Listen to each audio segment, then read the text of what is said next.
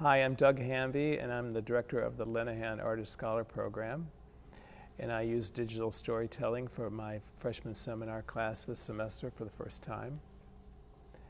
And it really gave me a chance to learn about the students. I came into the teaching the class in the middle of the year, so they knew each other perhaps better than I knew nothing about them. So I thought if we did digital storytelling, I could really find out about their backgrounds and their artistic interests and really things that I didn't see on the surface. So it worked very well for me and for the class. And one of the things I learned from the beginning is working with students is different than working with other faculty. I had taken the faculty workshop. Creating my own student workshop, there was a much greater tendency to divert from what I thought might be defined as a digital story. It really opened my mind to what was possible. In terms of creating community, that was really the reason I wanted to do this assignment.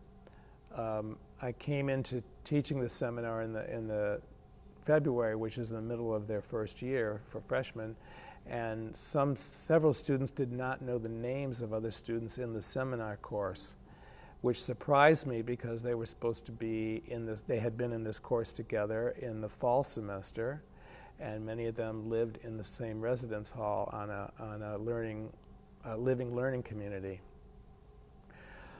And I hadn't planned on using digital storytelling, so once I met the students for a couple classes, I decided this was really an important project for them because I would get to know them and they would get to know one another, and they would be able to reveal something separate from their artistic side. It was not an assignment in a sense. It was an expository expression of who they are. After we had the story circle,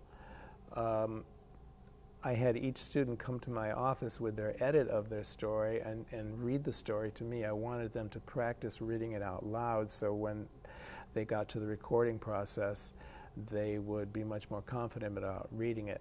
Because I remember when I read my story, it was very hard to read it out loud. I was emotionally attached to it, which was surprising to me. And then when I read it on the microphone, it was very hard to get through it.